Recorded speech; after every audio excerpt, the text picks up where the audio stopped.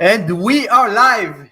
So we are very excited for our show today. We have a very special guest, Rob Swanson. Rob Swanson is one of the pioneers, at least for me, a person that I purchased, I think, every program that he put out there. I purchased from back in the day, Wholesaler CEO and Blitz Wholesaling, and the map with the map point or point map, something like that.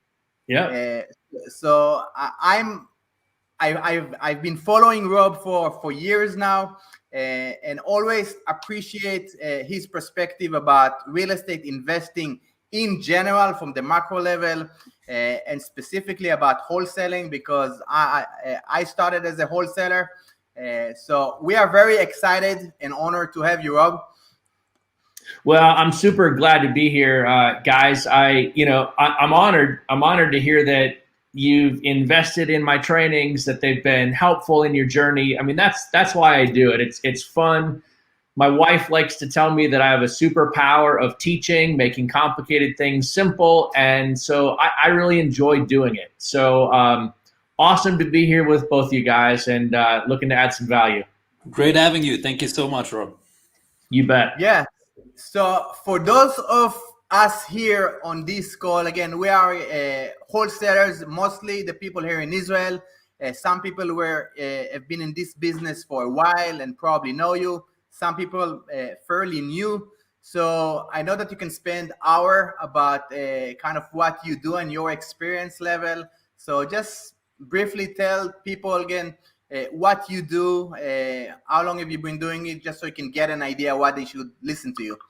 Yeah, absolutely. So I got into real estate investing in the late 90s, and I was working as a civil engineer at the time in a construction company.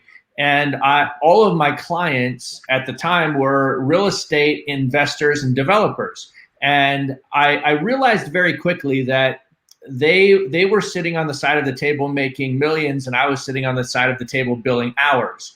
And I wanted to get to the other side of the table. And so I wasn't exactly sure how to do it. So long story short, I ended up at a seminar, and the guy teaching the seminar, he seemed like he made a lot of sense. Like it was step by step, it made sense.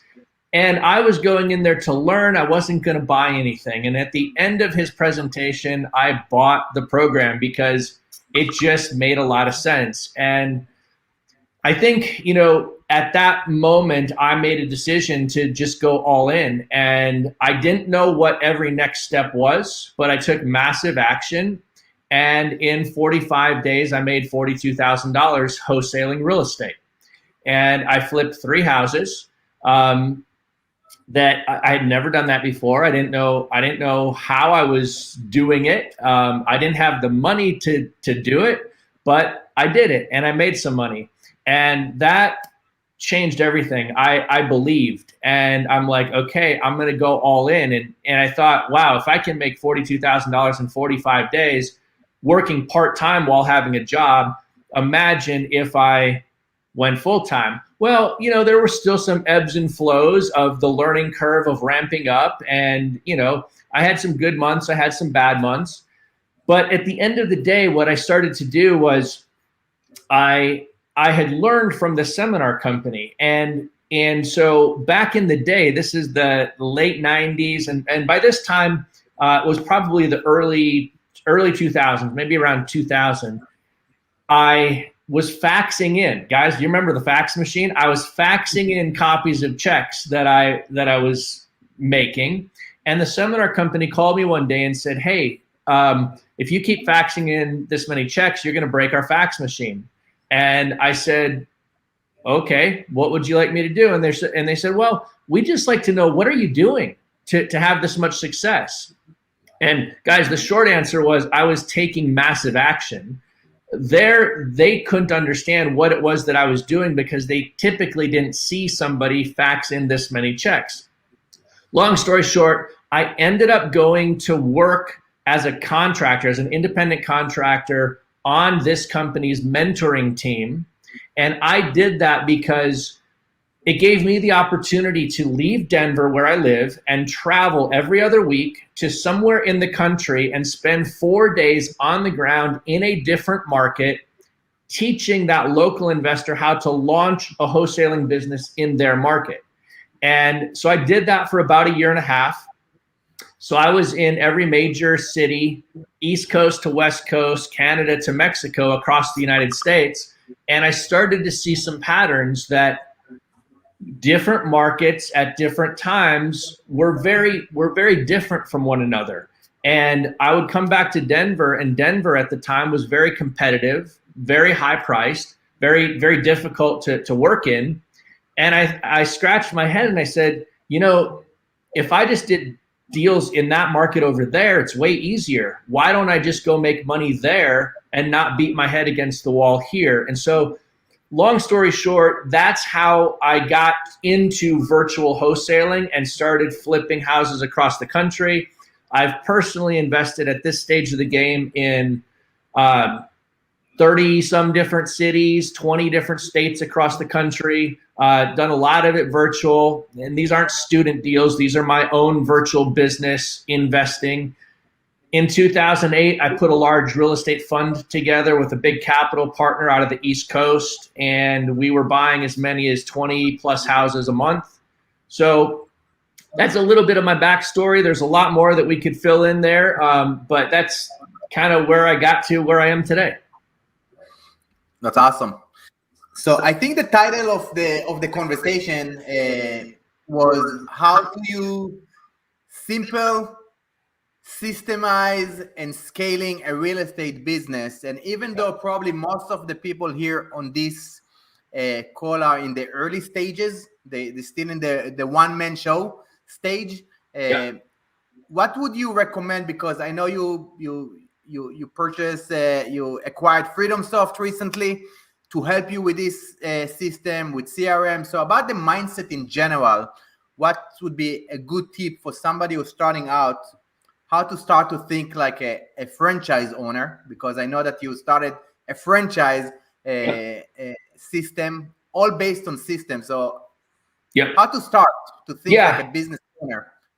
So there's a lot we can unpack in that question. I bought FreedomSoft now 6 years ago, so it's not even recently anymore.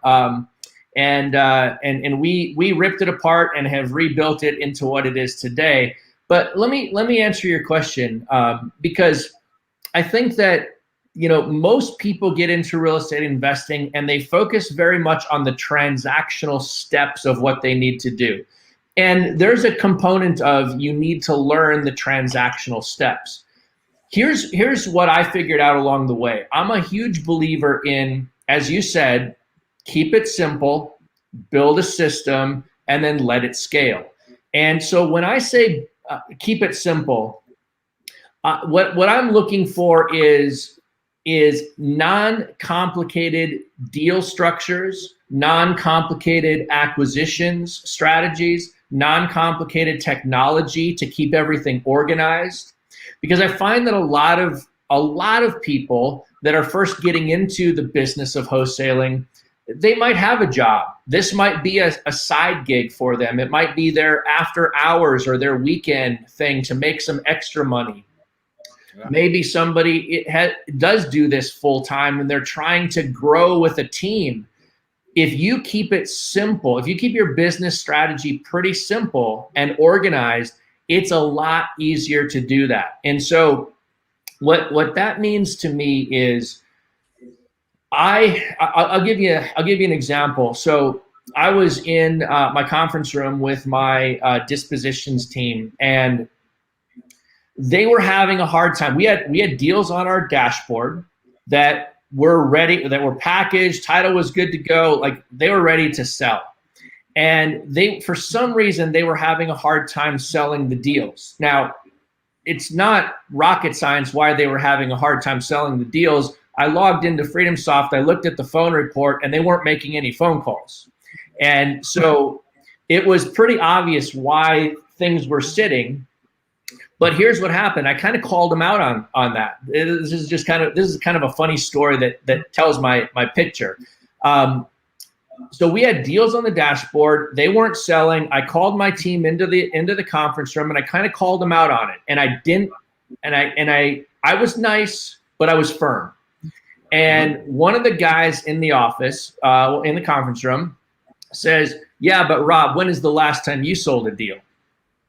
Ooh, challenge. That was challenge accepted, right? My job is not to sell the deals anymore. I've done that, hundreds and hundreds, maybe thousands of times.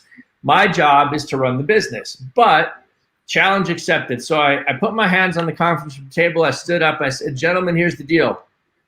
I got $1,000 for anybody that can sell a deal on the dashboard faster than me, and I'm going to start from scratch."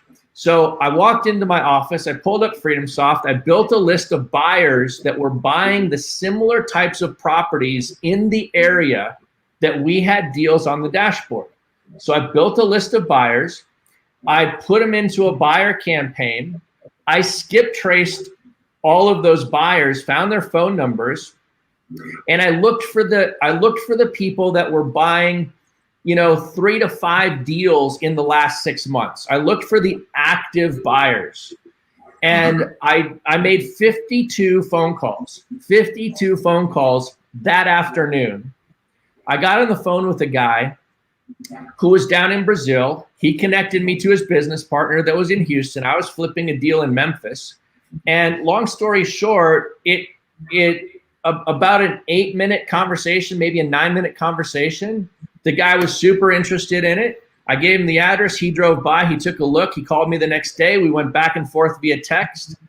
I had maybe 3 hours total into this deal, from my 52 prospecting calls to working with this buyer.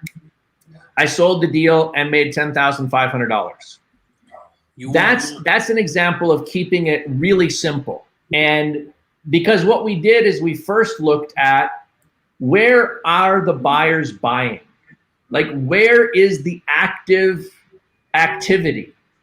And then we went and we sourced deals and we sourced opportunities to help sellers with problem houses in that area.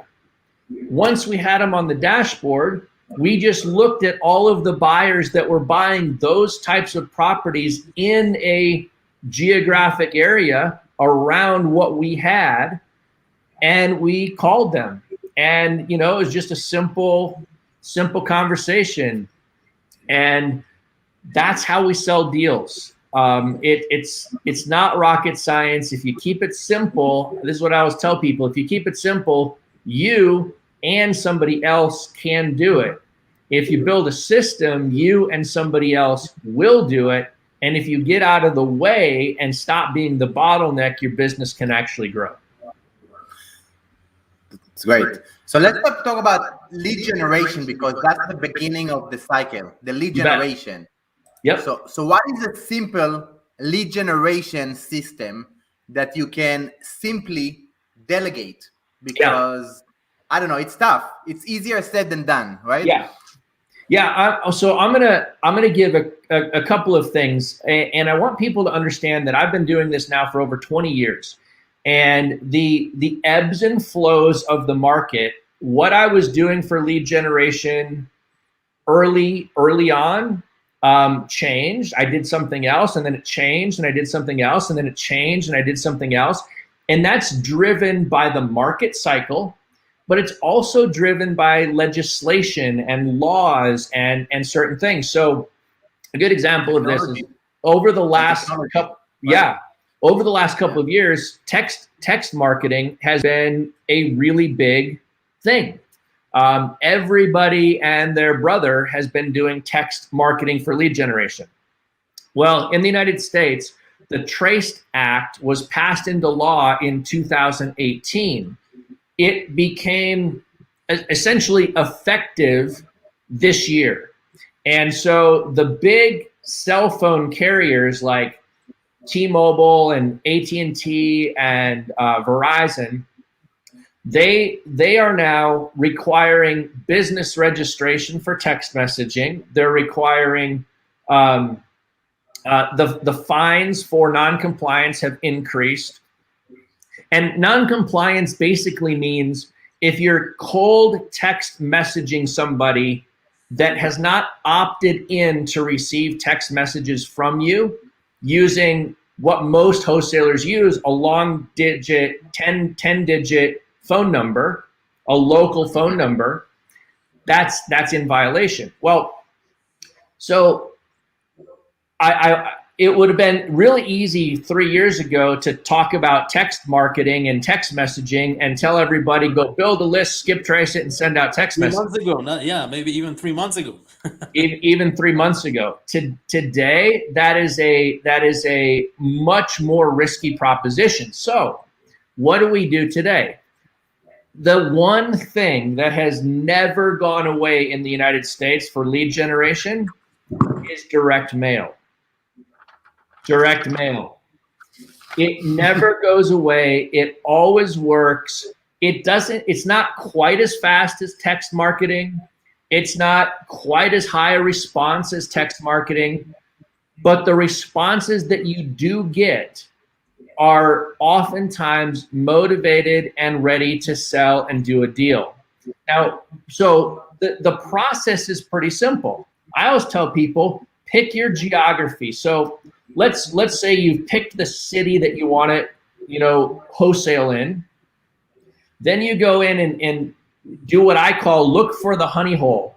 Look for the overlapping areas where buyers are buying and there's inventory available. And inventory, I look for, okay, where's the buyer activity? And where is there, for example, where's there a bunch of vacant houses? Where's there a bunch of houses with equity? I take some of my deal type parameters and I overlay them on where the buyers are buying. And I say, okay, all the buyers are buying over here on the west side of town. Let me look in this area and see how much inventory I think is available. And then I'm going to build my prospect list. So not making this a plug, but because I'm teaching you guys how I do it, this is how we built FreedomSoft. So we go into FreedomSoft's lead finder and we build a prospect list. We push those prospects right into a list in our pipeline, and then we grab segments, records out of that list, and we send out direct mail. When that direct mail hits and a seller calls back, we capture that inbound lead right into a campaign. And now you can either answer that call live, on the FreedomSoft app, which is, we've got an app right on your phone. So you can answer that call live right here. It syncs with your desktop CRM. So everything is in sync and easy. And then you just do the deal. You have the conversation right there on the phone. I'm a huge believer in guys, that I call the one call close.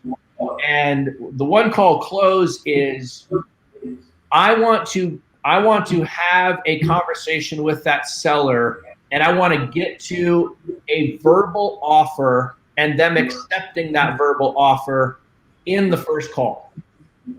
That's my objective every single time. And from there, it's as easy as generate the document, send it out for e-signature, and boom, the property's under contract. So I don't know if that helps a little bit, but I wanted to touch on the text messaging thing and talk to people that what has worked for 20 years still works today, and that is direct mail. So direct mail today is your main working successful marketing method. Direct mail is the simple way to do it. There are a lot of other things you can do. Bandit signs. Like, guys, we're just going to go old school, right?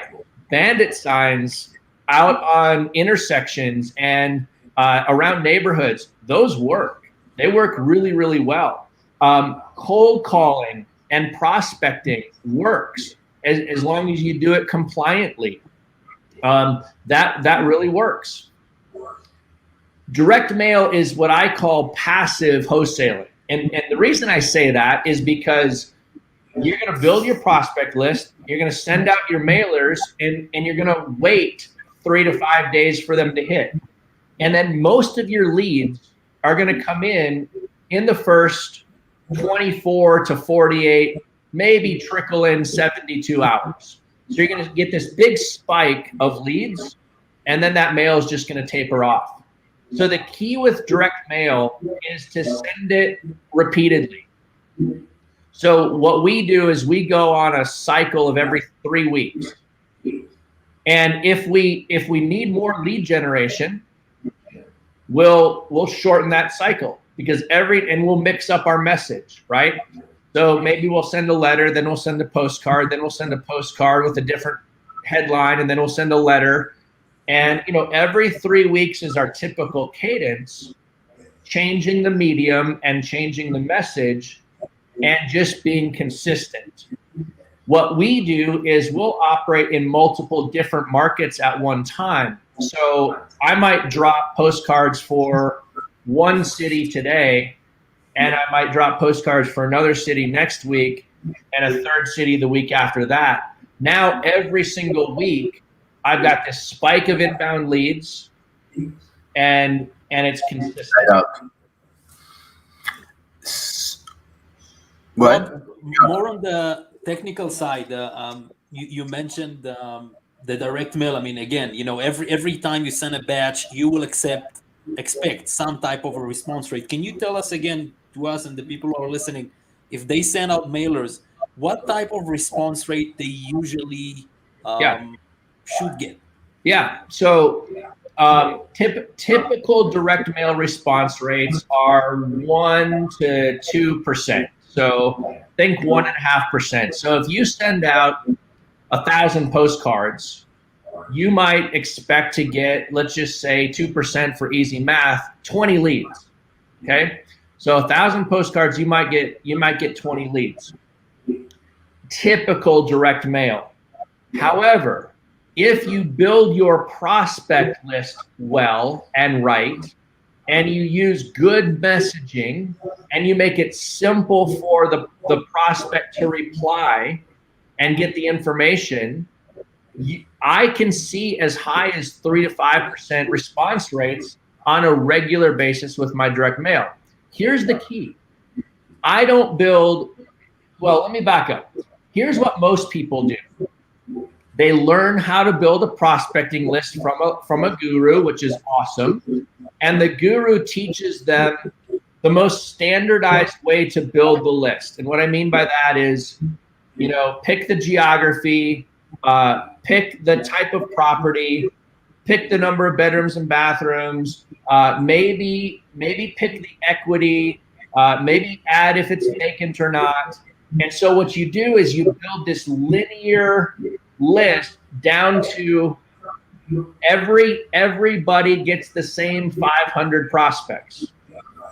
And so you go down, or everybody gets the same 1,000 prospects. And so now everybody that's doing direct mail, the seller is getting 39 letters and 39 postcards, and they get overwhelmed. And so now it's the luck of the draw. Are they going to pick your postcard when it's time to make that phone call? This is what I do different. I build my list, but I don't follow the standard convention of here's how I do it. When I get to equity, instead of saying, and the reason people add filters is because they're trying to get down from 10,000 records down to 6,000 records, down to 4,000 records, because their budget only allows them to send 1,000 postcards. Correct. And so everybody just adds filters until they get down to 1,000 postcards. What I do is, as I'm building a filter, I'll step sideways in my filter additions. I'll add a different kind of filter so that instead of getting the same list as everybody else, I might overlap 10 or 15% because I'm still going after the same geography, the same general thing, but I'm trying to sidestep and get a different 1,000 prospects. And I've compared this. I've bought lists side by side, and I found that I maybe get a 10 or a 15% overlap when I do this. So everybody's mailing this list, and I'm mailing this 10% overlap, but a completely different list.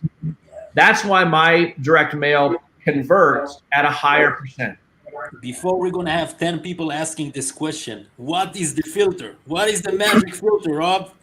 Yeah, there's no magic filter. You have to use your brain. But I'll give you one that I've had success with.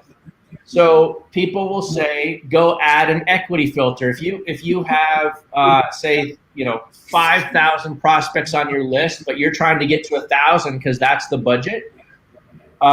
Most people will say, well, go from add an equity filter and say they need 100% equity.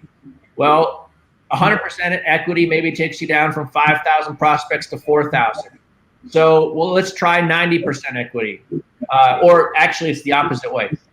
Start with 50% equity, and then that gets you down to 4,000. Go to 60%, go to 70%, go to 80%, and then all of a sudden, you've got 90% equity in your filter, and you've got 1,000 records. Well, that's how everybody does it. They start at 50% equity or zero, and they keep increasing that equity to get a smaller and smaller list. What I do is I say, well, if I know that everybody's kind of starting at 50% and going up to 100% equity, I'll go and say, if I bought a house at 30% discount, that still works for me. So I'll go build a list from 30% equity to 60%. I won't go after the 50 to 100% equity. I'll go after the 30 to 55 or 30 to 60. So there's my little bit of overlap between that 50 and 60% equity, but then I'm going after less equity, but still enough equity for me to buy and do the deal.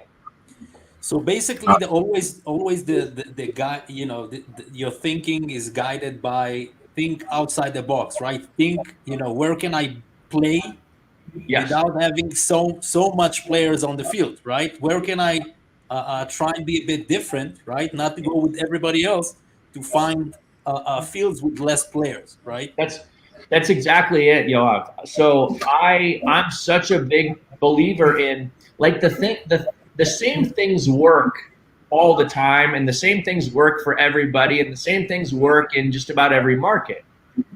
If you can find a slightly different angle or filter or approach or something to differentiate yourself from everybody else, that's how you win. I will just give something that I learned from you, Rob, and it makes me hundreds of thousands of dollars. It's to buy a list that it's 2-bedroom houses, but the square footage can fit a 3-bedroom. And we did that when we were flipping houses in San Francisco. When you add another square footage or another bedroom, when the selling per square foot, it's $1,200 per square foot. Yep. If you can add these little things, it can have a huge impact. So this is the type of stuff, and the same thing for rental market, right? Yeah. If you find again a rental that it's 2-bedroom, 1,200 square foot, you can easily turn it to a 3-bedroom, and then you increase the rent, increase the cap rate, you can sell it at a higher price, right? Yeah, that's a perfect example of understanding highest and best use, right? And what I mean by highest and best use is what can I do with this property to either increase its value or increase its cash flow, right? And because a lot of times people will hear highest and best use, and that sounds confusing, and they don't even have a framework of how do I think about highest and best use. Well, it's really simple. Ask 2 simple questions. If I was going to improve this property, what would increase its value and what would increase its cash flow? That's how you get to highest and best use. And now you ask yourself, okay, if I added an extra bedroom, does that increase the value? Does that increase the cash flow? If I removed a bedroom, does that increase its value? So I've done that. I'm thinking about a house I bought. It was a 6-bedroom older house, 2-story. It was 6-bedroom, 2-bath, and it was just kind of weird. And so we removed 2 bedrooms. So we took a 6-bedroom down to a 4-bedroom, 2-bath. Now we all of a sudden had a little bit bigger rooms, but we created also a really nice like family room. And when we staged it and sold the house, it was awesome. And so in that case, taking away bedrooms actually increased the value of the house significantly. Interesting. So how do you systematize your marketing strategy? Obviously, direct mail, it's easy. You set it and forget it. So that's pretty easy. Yep. But how do you do it with cold calling? Because you mentioned that you do cold calling. And with cold calling, first of all, you need to feed the beast with data, right? Yep. And when you have these filter issues, you actually, sometimes you remove all filters to have a bigger list. So how do you do that from the cold calling? Because we still see that it works for most people. But how do you do it without investing so much efforts and resources and management on your part to make it simpler? Yeah. So the management reduction is what technology can help you with. And that's, again, not trying to make this a plug for FreedomSoft, but I'm going to tell you how we do it.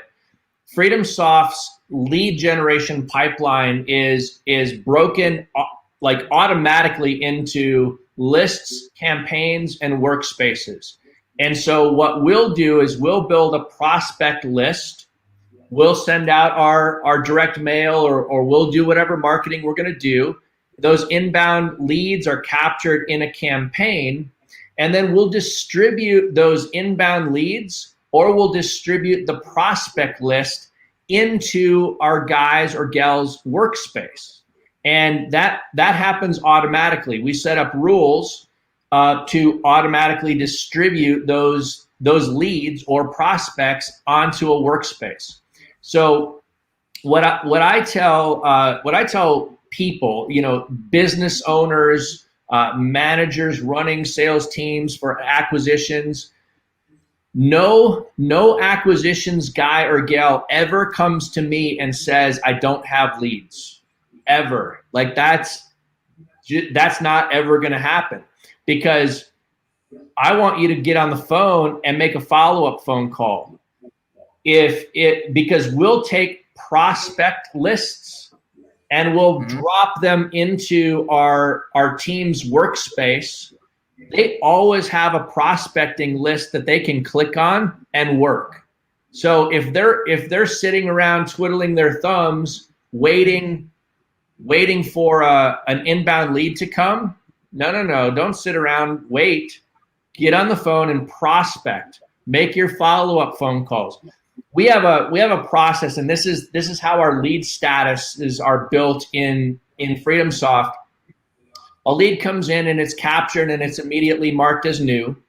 And we have what's called a visual leads dashboard. And so the visual leads dashboard allows you to log in and look instantly and see your entire pipeline broken down by how many leads are in what status. You can then click on those leads and you pull them right onto your dashboard. And from your dashboard, you can just work right down through your leads. It's very, very simple. But our status process goes like this. An inbound lead is captured as new. My team then, if they didn't answer it live, which I want them to answer it live, but if they didn't, they're going to make a phone call back. And we do 3 things. We do contact attempt 1, contact attempt 2, and contact attempt 3. So before we ever put that inbound lead on a drip sequence, I want my acquisitions team physically calling that number back 3 times, today, tomorrow, and the next day. If they make contact with the seller, and it is the right seller, it is the right property, it is the right phone number, but they're just not ready to sell today, then we're going to mark that lead as warm follow-up. If we make 3 phone calls and we never get a hold of anybody, we're going to mark that lead as cold follow-up. So the difference between warm follow-up and cold follow-up is simply, did we make contact with the right person and they're not ready? Or did we call them 3 times and we never connected? The reason I'm telling you this is because it goes back to my idea of simple. I want new leads, contact attempt 1, 2, 3, warm follow-up, cold follow-up. Once they hit those follow-up statuses, we have automated drip sequences that now start to go out to those sellers. From there, what we want to do is we want those drip sequences to, number 1, get them to call back. Or number 2, I want my guys taking those leads that are in a drip sequence and prospecting them a month later. So we'll set a task to grab a segment of leads and prospect a month later. If we've done contact 1, 2, 3, a month later, they're going to show back up into the workspace and my guys or gals are going to prospect again. What we're looking for is getting an active lead. And the status of active lead is what we want, because that is the right person with the right property, and we have what we call an interested seller. And if we have an interested seller, I want to work that active lead and I want to send a contract. So there's 2 things. There's make an offer verbally, but there's send a contract. So the KPIs, the key performance indicators that my team is measured by, is all of these things. Are you contacting sellers? Are you working your leads? Are you doing the actions? But the one thing that I can tell you makes all the difference in the world is making offers. And it's one thing to make a verbal offer. It's a second thing to actually make a written offer. So my guys, for example, are required to make no less than 10 offers a week. Written. Verbally? Yeah, any? Written. Written. Contract. Sending contract, or they just an email? Send a written contract. Rob, I think this is so much of an important point, and I just want to put it out there again, right? Because we talk to so many people, and also, our students as well. I mean, they talk on the phone a lot, right? They talk on the phone a lot. They engage with sellers, and for some reason, they do not understand the power of making an offer, right? I mean, even if you don't think it's the right story, it's the right price, it's the right, you will be surprised. So many people will be surprised once you put an offer out there. Yep. See what happens, right? You'll see a reaction that, even if it's not going to be a deal, right?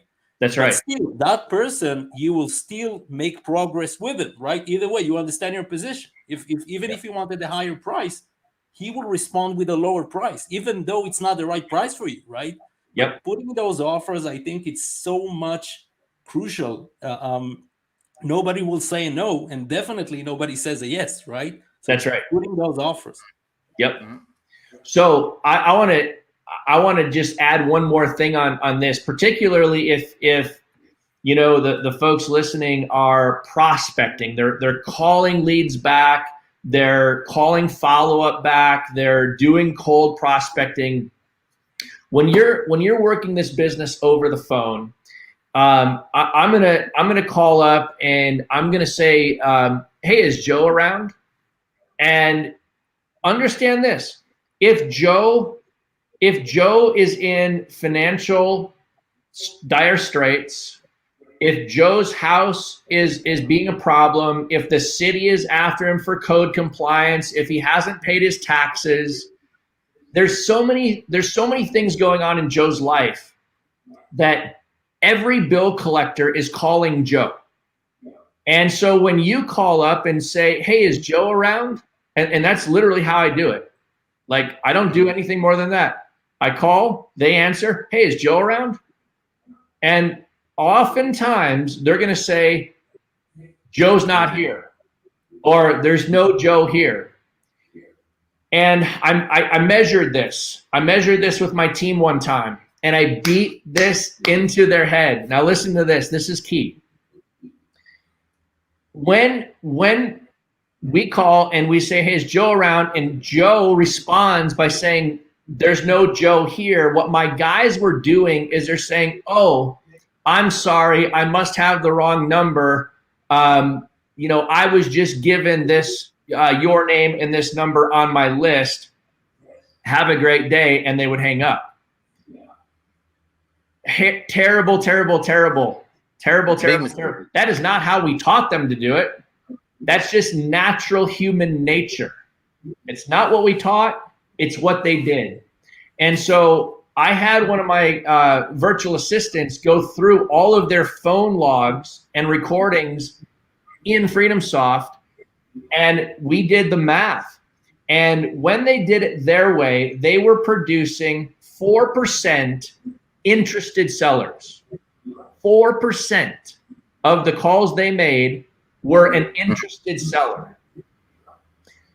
I went back and I said, you guys can't do this anymore. When you call and say, hey, is Joe there? And Joe says, Joe's not here. Your response is, oh man, sorry about that. Hey, listen, you know what I was trying to do is get a hold of Joe because I'm interested in buying his property at 123 Main Street. I'm a local investor in the area and I'd like to pay cash for the property. I already understand the condition and what's going on, and none of that is a concern to me. Do you know how to get a hold of Joe? You'll be amazed at how many times all of a sudden Joe magically appears on the phone with the exact same voice that just said Joe wasn't around. How was the response rate for this type of compared to 4%? Over 40% interested sellers. Over 40% interested sellers, from 4% to 40%. The littlest little tweak, guys, will change your business. Amazing. Nuggets, so nuggets, guys. Whoever is listening, nuggets. a lot of nuggets.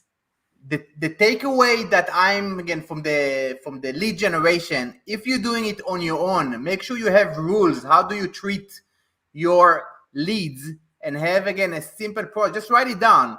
3 times attempts. After 3 times, again, you move it to a follow-up, a warm follow-up, or a cold follow-up. After you get them on the phone, this is what you say, and just write it down. Because if you want at one point to delegate it, you want to have a document that you can give a VA or somebody that you bring on board, and also have KPI. How many people you expect? How do you measure this person? How do you measure yourself?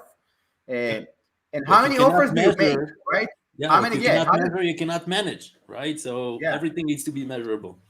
That's right. So let's transition, Rob. Again, we have a little bit more time. How do you train? Probably the hardest position in the process is the acquisition. How do you make it simple? How do you make it a one-call close? It sounds it sounds like easier said than done, and probably that's the Achilles heel of every wholesaling business is the acquisition. $1 million scale. So give us a little nuggets of how do you approach training and delegating this position. Yeah. So number one, it is training. Number 2, it is measuring how your team is delivering the script. Here's the key. I hear it all the time. People will say, well, I don't use a script because I just want to go with the flow and I want to go with, the seller in this conversation. Terrible. Pros use scripts. If you're a professional, you're going to use a script. That doesn't mean you can't go with the flow of the seller a little bit, but if you're not in control of guiding that conversation, you're gonna waste a whole bunch of time and you're gonna end up in a destination that you don't want to be at. You have to be in control of the conversation. The only way you do that is by following a script. So what we did is we gamified our script.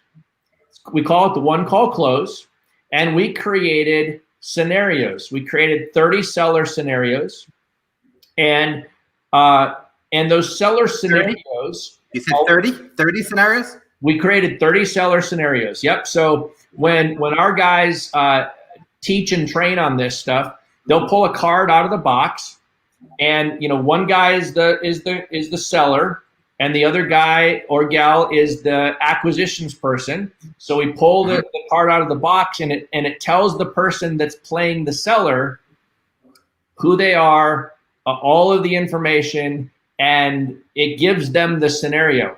Now, we have a scorecard for that game that is a 100-point scorecard. And so if they go through our script and they ask the right questions and they say the right things and they position it correctly, they get 3 points for everything they do correctly. At the end of the mock call, we can score their results. So we have a very measurable way to evaluate whether our team is trained on our script, whether they're executing our script. So until a guy in a training scenario, until a guy can score 85 points or greater consistently in a mock script role play, he does not get put on live leads. So he's going to be sitting there waiting to make money until he can execute our script. Now, once they're on live leads, then what we'll do is we'll have one of our virtual assistants go in and take our scorecard and actually score live conversations. Ooh, that's a good one. So you have a VA to quality check your acquisition. Yeah, absolutely. So now every guy every week gets a quality score on how they're delivering the script. It works. It's so good. That's awesome. Beautiful. We have a good question here. We have a great question, just to jump in, from Daniel. What are the most important KPI you track in your business? Well, the most important KPI is offers made, right? For acquisitions is offers made. But so there's two things going on, right? There's actions and there are results. And so I believe in holding people accountable to the actions that they can control. So a good KPI is within the control of the person that is responsible for the KPI. So we track number of calls weekly. How many calls does that acquisitions person make weekly?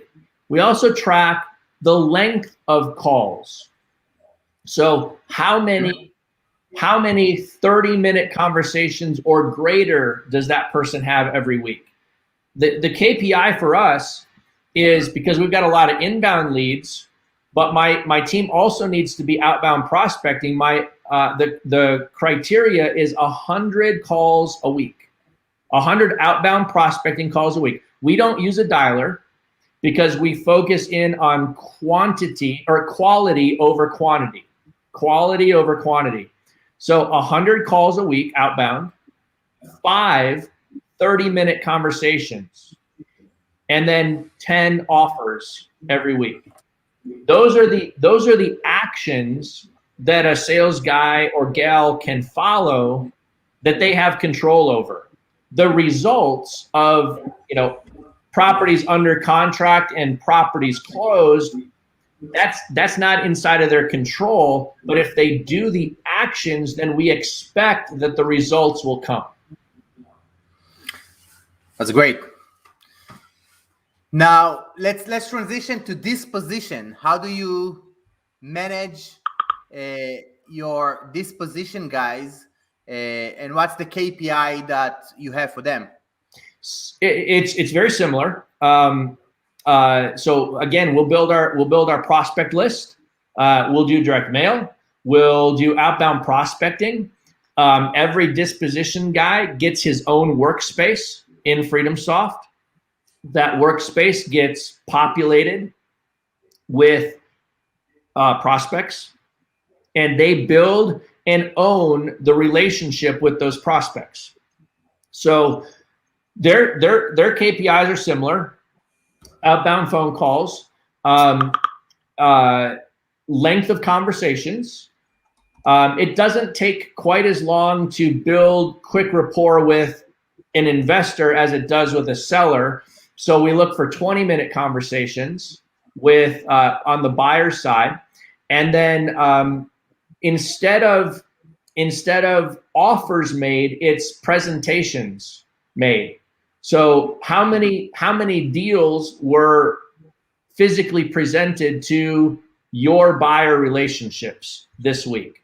So taking our dashboard. Presentation is via email or over the phone? When you say presentation, what does it mean specifically? Both. Over the phone, over Zoom, over email. What I want a dispositions guy or gal to be doing is getting opportunity in front of buyers. That's the key. Okay. I think people needs to see this interview again. Definitely, at least once more. There's so much value here, and so it's watching again, and there's actual numbers and statistics and KPIs you share. So that's amazing. Do we have time for a couple of more questions? Yeah, I'm good, guys. I want to touch first before we give. When you delegate and outsource, especially acquisition and disposition, what's the payment structures that you see works the best? Because some people say it's percentage of the deal, some people flat fee plus commission, some people commission only. What do you see it's been working for you? Because I know you tested it a lot, and I remember one post that you did that blew my mind. Yeah. So everybody's kind of got to test it out to see what works for their business. And it comes down to a couple of things. Are you bringing on licensed people on your team, or are bringing on unlicensed people? And there's a difference. If you bring on people that have a real estate license in the United States, then they can get paid for essentially brokering deals. If they're not licensed, then they need to be a W-2 employee of your business. So the benefit of bringing on a licensed person is they can be 100% commission only. You don't have any minimum wage. You don't have any base salary to worry about. If they're licensed, they can be 100% commission. They bring home what they go out and create. What they kill. They eat what they kill. That's right. If they're not licensed, then they need to be a W-2 employee of your business, which then opens up the added cost of minimum wage. So, across most states in the United States, minimum wage is around $500 a week if they were to work a 40-hour week. So what I do is, if I'm hiring an unlicensed person, I make them a W-2 employee. I pay them $500 a week base salary, and then I pay them a percentage of closed deals, and then I pay them a volume bonus if they can hit certain numbers. The way we track our numbers is it goes from Sunday at 12:01 a.m. to Saturday at midnight. Okay, so that's the work day. And here, this is key. The reason we do it this way is a lot of people will say, well, Friday is the end of the week, so they'll stop their pay week on Friday instead of Saturday. The problem is, if you want guys to hustle, they're going to just decide on Friday, you know what, I'm not going to go in this weekend. I'll just work extra hard Monday, Tuesday, Wednesday and make it up, which they never do.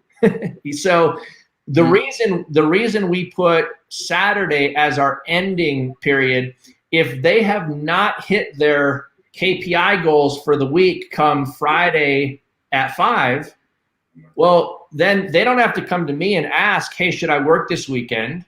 If they didn't hit their KPI goals, Saturday is your day to get in and make sure that you hit your KPIs. And so it's those little things that you think about when you're structuring comp plans and structure that make all the difference. We have probably a good questions. What would you do if you need to start again and you are with a small budget?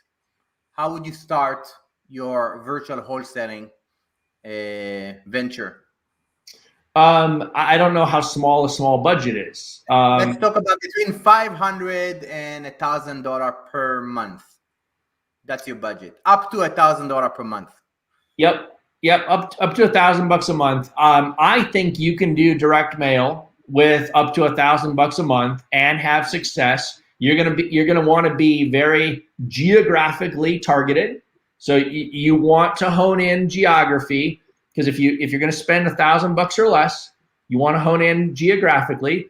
You may not be sending every 3 weeks geographic. If you've only got $1,000, you may send once a month, and that's okay. The other thing is that same list that you build to send direct mail to, get on the phone and prospect that list on the phone. That's really inexpensive.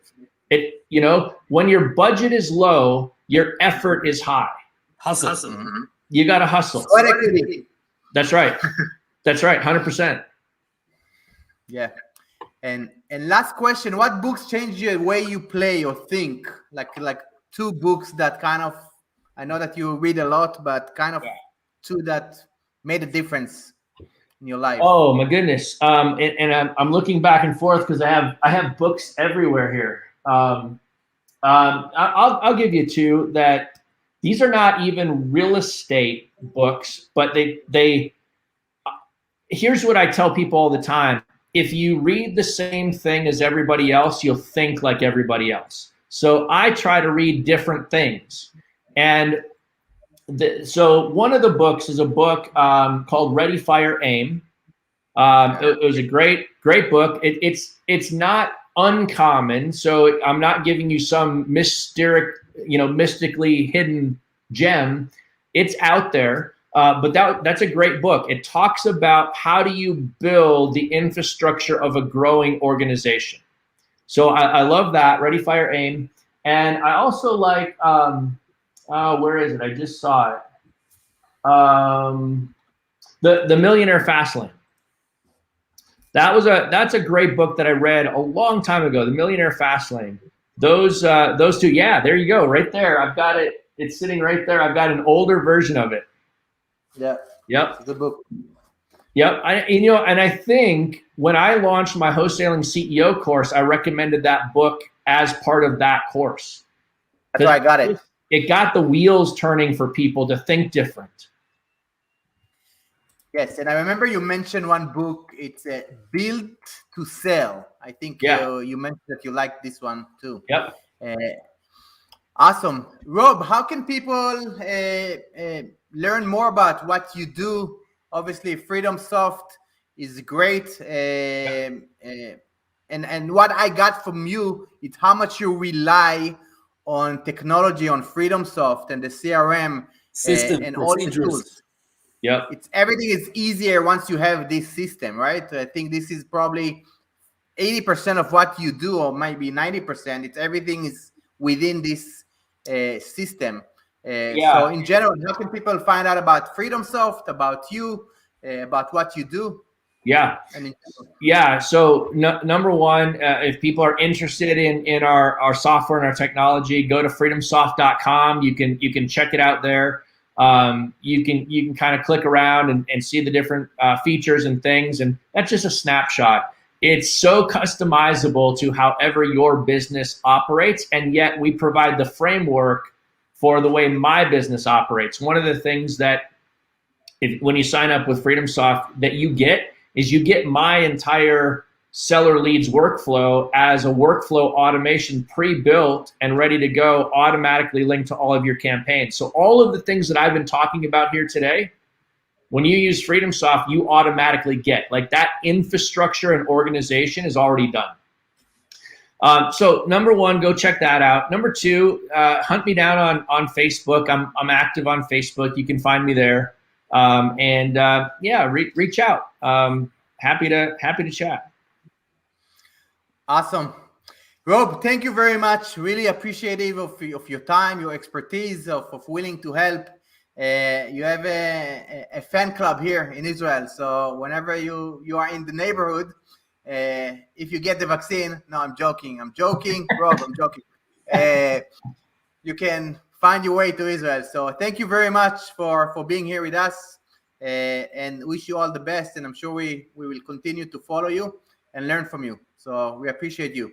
Awesome, guys. Well, thank you. Yeah, thank you guys both for having me. I really appreciate it. Love coming on and having these conversations. And I would love to come over. My daughter 2 years ago was in Israel. I would love to come over there and connect with you guys.